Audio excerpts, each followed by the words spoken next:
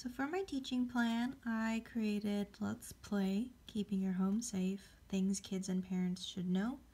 I think this topic is really important because while the home might be deemed safe and hazard-free from an adult perspective, the environment can be quite dangerous for kids of all ages if they're not taken into consideration. So the way that this works is, for adults, you could probably do the whole thing with them. For kids, maybe pick one room at a time, and I'll show you what I mean. So it's a pop-up book.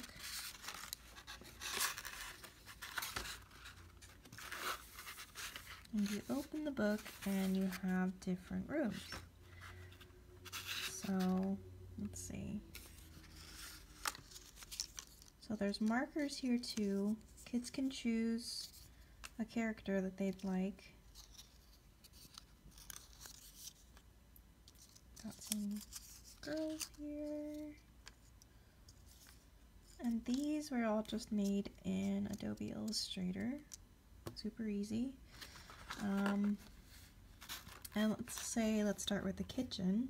I've numbered them. The kitchen is the only one that has 6 numbers because it's more dangerous and there's things that we should consider, but they're marked in 1, 2, 3, 4, and then in my teaching plan, in my appendix, I actually have a sheet here that people can follow. So number 1 in the kitchen, let's see, kitchen, we've got the stove. So for the stove, never let children play near the stove unattended. Make sure gas nozzles are off or electric stoves are turned completely off, and face pot pan handles towards the middle to prevent accidental bumping.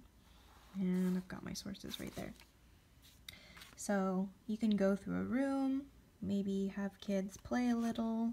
Like for instance, you can have, let's say, your kid in the kitchen, you're playing, you can have them interact with things, the doors open and close. There's things like the refrigerator, and then for instance with the microwave, you want to make sure, because that's at one of the teaching moments, that unless there's an adult in the room, you want to make sure that that microwave is turned off. So depending on which room they pick, you can set it up. Might need a little bit of assembly since they're designed to fold, but they can go through the rooms. Like that one's a bedroom. This one is the living room.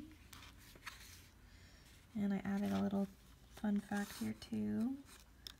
That furniture isn't secure. Dials can be played with.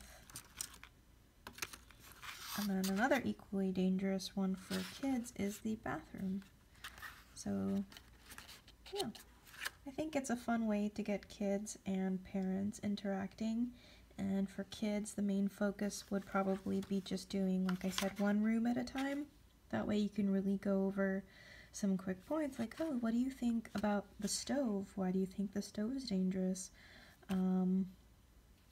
Or for instance, in the bedroom, like, what can you tell me about electrical sockets? And seeing what the kids know, what the parents know, and parents actually have their own markers as well if they want to join their kids. I hid them here.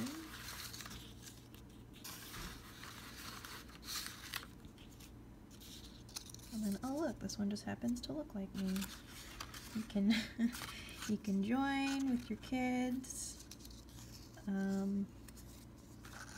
Maybe talking about, hey, when there's a parent in the room, you can, like for instance with the kitchen, if there's a parent in the room, then it's okay to use the microwave.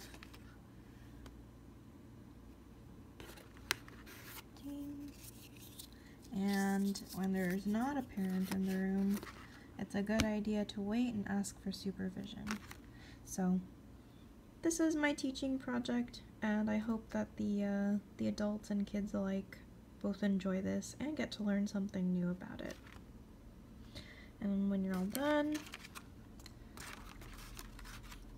It easily folds back, so the kids have been hiding under here.